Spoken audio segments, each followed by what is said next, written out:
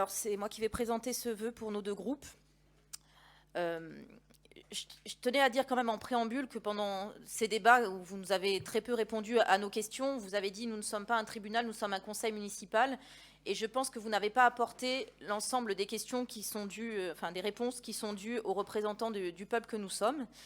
Je pense effectivement que vous êtes drapé dans le secret de l'instruction alors que vous-même, vous n'êtes pas en charge de l'enquête, jusqu'à preuve du contraire. Vous ne faites pas partie des juges, policiers ou experts qui ont le droit, eux, de se prévaloir du secret de l'instruction.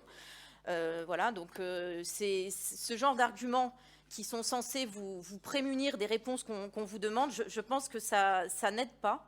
Ça n'aide pas à donner de la sérénité à nos débats. Et autre chose qui est problématique, c'est quand vous dites que ça fait nos affaires à nous, élus de l'opposition, ce qui est en train de se passer. Vous nous l'avez aussi évoqué ce matin dans votre bureau au moment de la réunion des présidents de groupe.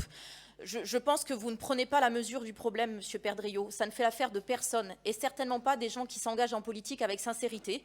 Voilà, c'est parce que le tous pourri, nous le recevons nous aussi. Le fait qu'on nous dise ce qu'a fait Monsieur Perdriau, pourquoi ils ne le font pas tous?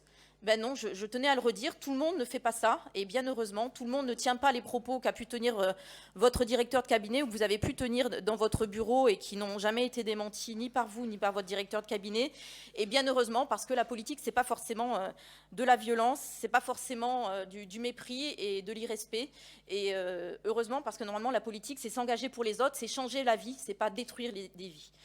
Donc aujourd'hui, nous ne nous adressons pas aux juges parce qu'il n'y a pas que les juges qui peuvent avoir un avis à donner sur cette affaire.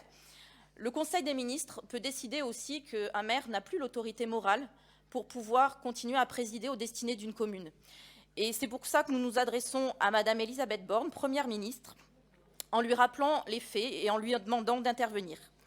Madame la Première ministre, depuis le 26 août dernier, la ville de Saint-Étienne voit son fonctionnement profondément bouleversé par les faits révélés par Mediapart, mettant notamment en cause le maire, l'adjoint au maire en charge de l'éducation et le directeur de cabinet, dont la principale victime serait l'ex-premier adjoint, piégé par une vidéo filmée à son insu.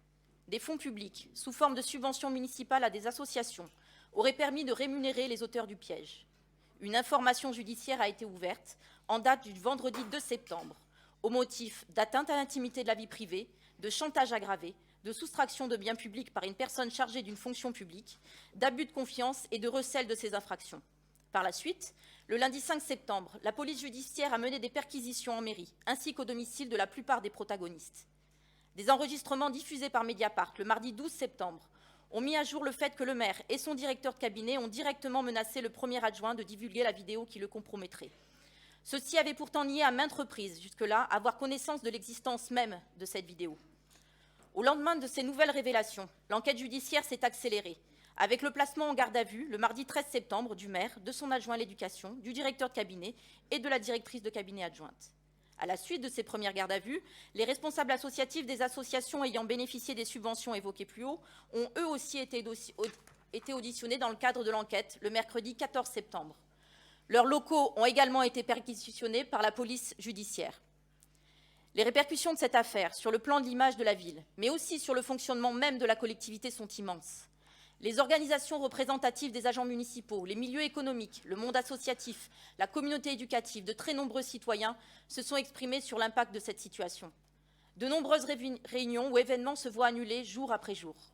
Dans ces conditions, seul un retrait des personnes mises en cause, élus ou collaborateurs, serait de nature à permettre de retrouver un fonctionnement serein et apaisé de la ville de Saint-Étienne.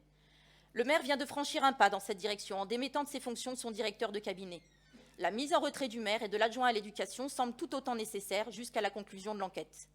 Le Code général des collectivités territoriales dispose en son article L. 2122-16 que le maire et les adjoints, après avoir été entendus ou invités à fournir des explications écrites sur les faits qui leur sont reprochés, peuvent être suspendus par arrêté ministériel motivé pour une durée qui n'excède pas un mois.